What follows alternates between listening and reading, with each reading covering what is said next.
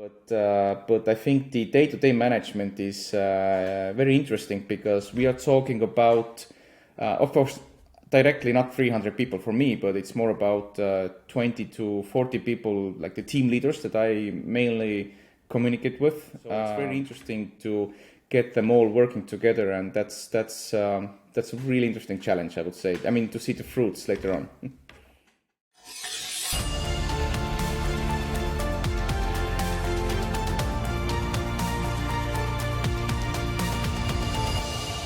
Welcome to Blue Team Diaries, the podcast that celebrates and honors the professionals who work tirelessly to defend their organizations and those who build tools to support defenders.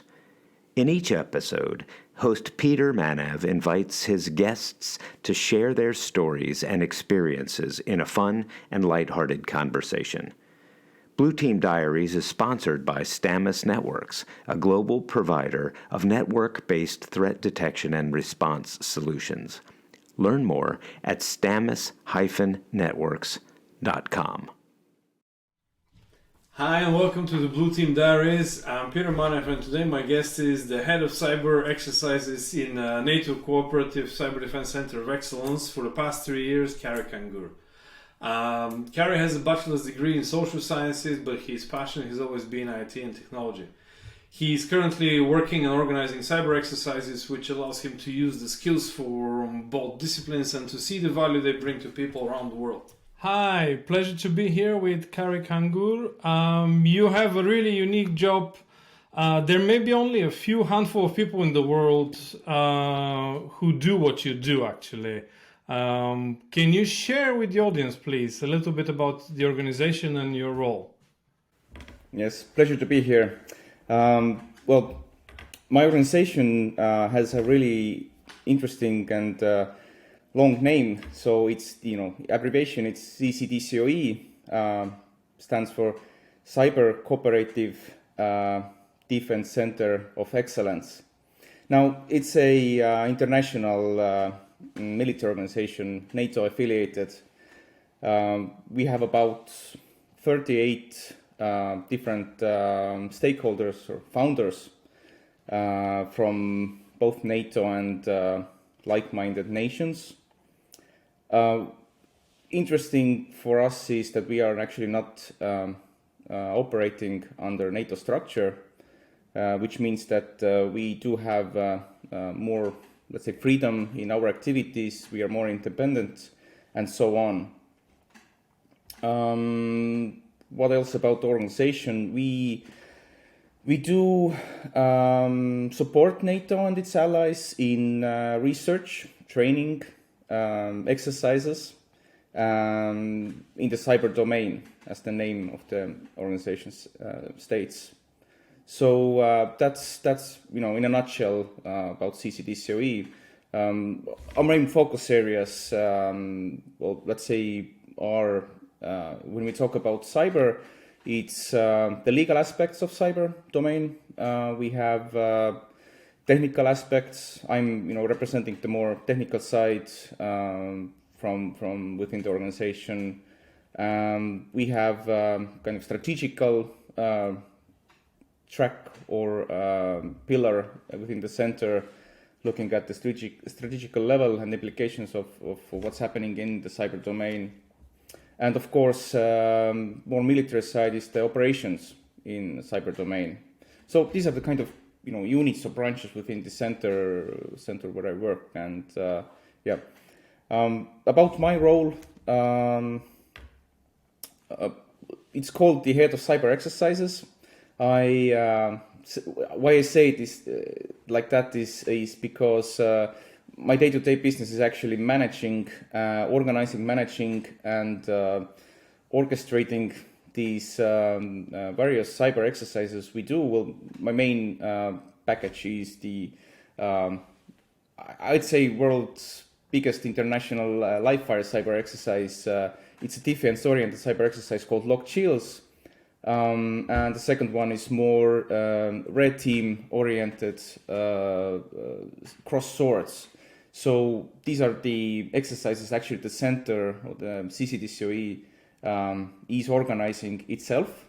we are also supporting several exercises by sending specialists there to consult or advise. But my package is the two cyber exercises, and every year organizing, remodeling, all that business, interesting stuff. Excellent. And I can only imagine, you mentioned 38 different nations, multiple sub-projects. I mean, what could possibly go wrong? So, and what was your path ending up in this role at CCDCOE? How did you end up there, if it's okay to share? Yeah, it's I'd say it's interesting story, of course, and I'm going to share it. I was before actually ending up in CCDCOE. I was had been working in several governmental IT institutions or organizations in software development. I've been in infrastructure projects, and my recent one actually before CCDCOE was managing a governmental IT consolidation project, a major kind of infrastructure project. And one day a former colleague of mine asked if I was up to something challenging and interesting. Well, of course, it grabbed my attention immediately. And I just remember a few days later, I was in the interview already. And the funny story was about this interview is that the person doing the interview and making a decision later on whether to recruit or not, about 30 minutes into the interview, he simply stood up, said that he has to go, another meeting coming up, but I want you. Okay, so fair that was it, and that was the most interesting interview I had at that time. And I think considering what my personality skill set is, I think it's a really okay match to what I'm actually doing right now. Excellent. That was a good story. So what is the most challenging part of this role? What would you say is like the toughest thing out of your experience so far in those types of managing different projects and live fire cyber exercises and so on? Yeah. Well, it's important to perhaps highlight that Lock Shields is as a product or a service that we offer to our stakeholders is actually on our webpage, and the intro is there and everyone can read about it. But what's maybe interesting is that it's more than 10 years old. It has been run by different people. It started out a rather small community exercise inspired by cyber attacks that were conducted on Estonian governmental and non-governmental web pages some time ago already. But the thing is that it has grown a lot. The exercise, it has grown. It has seems that whatever we are doing, it's the right thing. So lots of nations are interested in participating. People are getting interesting things to learn getting out of the exercise, interesting things. And but I would say for me, what makes it really challenging, or let's say the recent challenges, are actually deciphering the whole project itself. Because when you have these kind of smaller community projects or exercises or whatever you call them, whatever they are, usually some people get inspired by something. They find their dynamics, they start building it. And my situation was 3 years back was that I had really big trouble understanding what is the exercise about, what is the different corners of it, because we are talking about at this moment 300 people as part of the organizers, so like a temporary organization with 300 people, all their different functions. So there was I'd say a lack of documentation, for example. And this is like I love to make order out of chaos, so that's why it's a really that's a good challenge for me, and it's going slowly. I think this is a ongoing challenge, and of course the second thing is, as I said, the day-to-day management of the ongoing project, because our cycle is for the log shield, for example, at the moment it's like nine months. So planning to execution, it's 9 months. So the year has 12 months, and I have another project. So it's a full-time job, and it's quite difficult to try to manage it all. But I think the day-to-day management is very interesting, because we are talking about, of course, directly not 300 people for me, but it's more about 20 to 40 people, like the team leaders that I mainly communicate with. They're distributed all over the world. They don't know their team members maybe, because it's still a kind of a community project. So it's like very interesting job to get this 20 to 40 key personnel working together, considering that they have a really different background. Some are from governmental public institutions, some are from military background. So it's very interesting. Plus the culture aspect as well. The center has people from Asia, from Americas, from Europe. So it's very interesting to get them all working together, and that's a really interesting challenge, I would say. I mean, to see the fruits later on. I can only imagine. So you mentioned about 38 different nations, different languages, different backgrounds, as you mentioned, 30, 40 sub-teams and all that stuff. It sounds like a huge undertaking, and lots of things to at least to plan for and to manage. So can you share, if okay, please, like an oh crap moment with us in which something went wrong with one of the exercises, but you or your team managed kind of to avert disaster, if it's all right, if you can share a story. Yeah.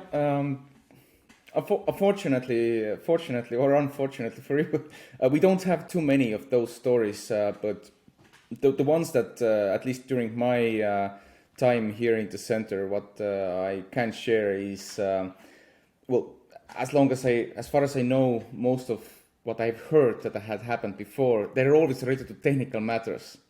Although the exercise itself, it's mostly technical, but we have various non-technical elements there as well. But the oh crap moments that you mentioned, these are mostly and often related to technical aspects.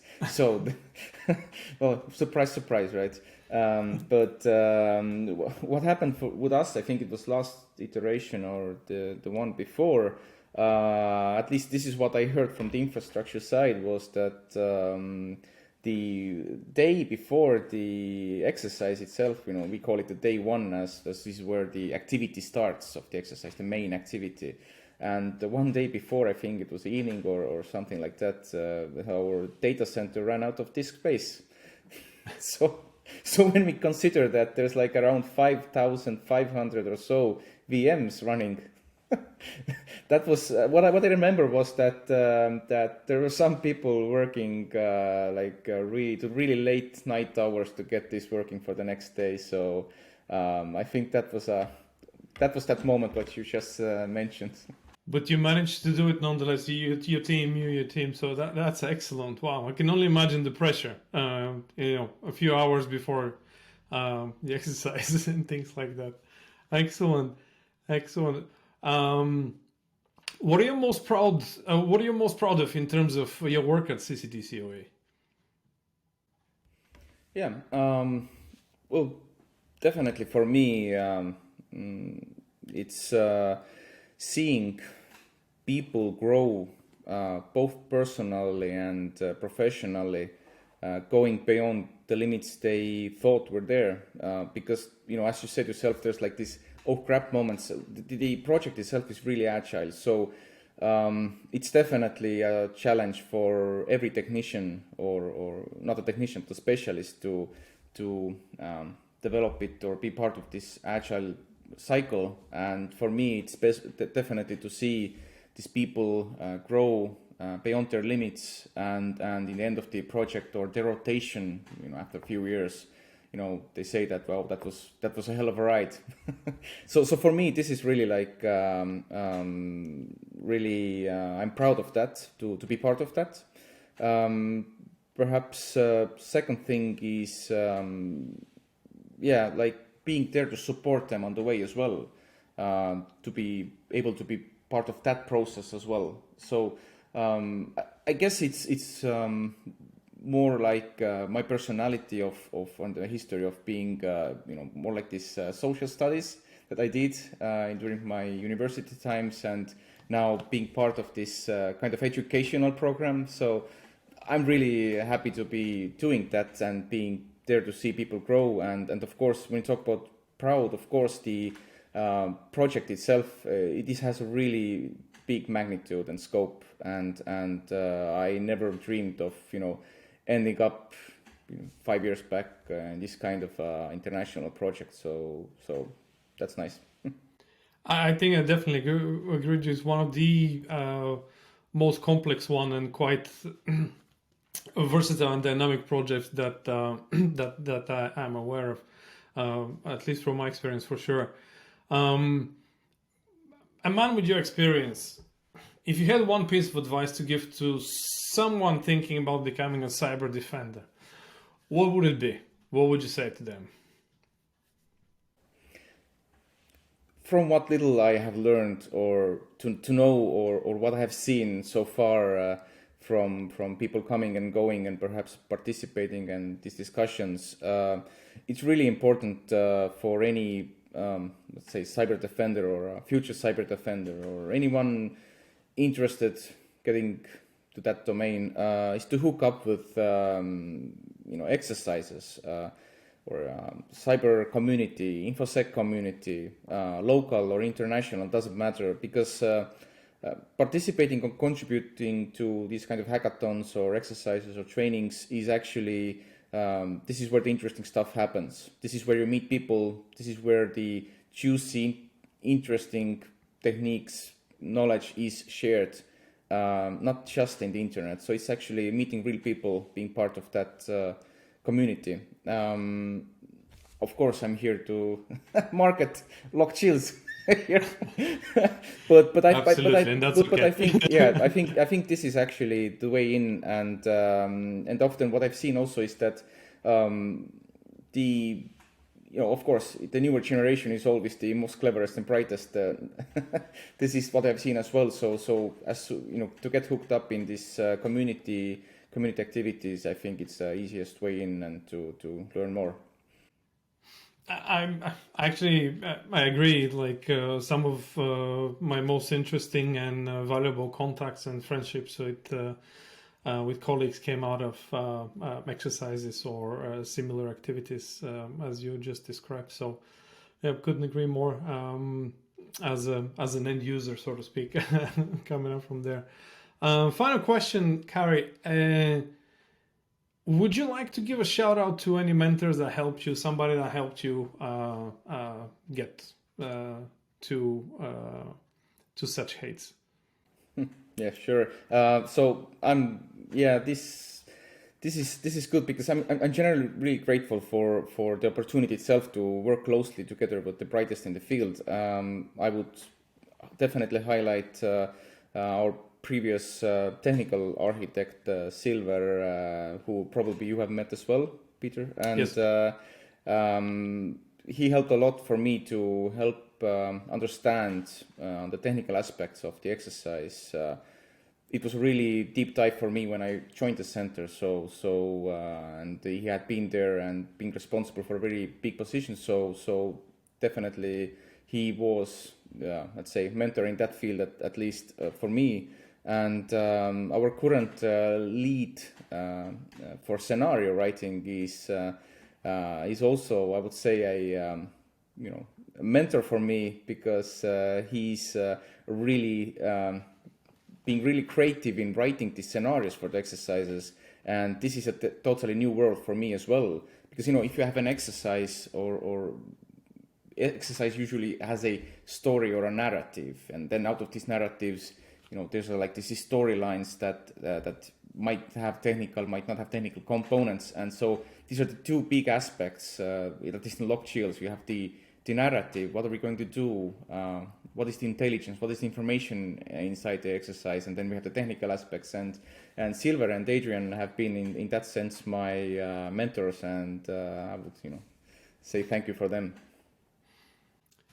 Carry, thank you very much for being with us here today. Thank you very much for your time and for sharing your experience and cool stories. I'm also would like to thank you for all you guys are doing, you and your team, in helping out the defenders in cyber defense and all that. So please keep what you're doing. You guys are inspiration for a lot around the global world, including myself too. So thank you very much once again. Yep. Thank you for this opportunity to talk about this topic. And yeah. Much appreciated, Carrie. Thank you. Thank you for celebrating and honoring the defenders with Blue Team Diaries. You can find this and all our previous episodes on Spotify, Google Podcasts, Apple Podcasts, and YouTube. If you're interested in learning more about our sponsor, Stamus Networks, please visit stamus-networks.com.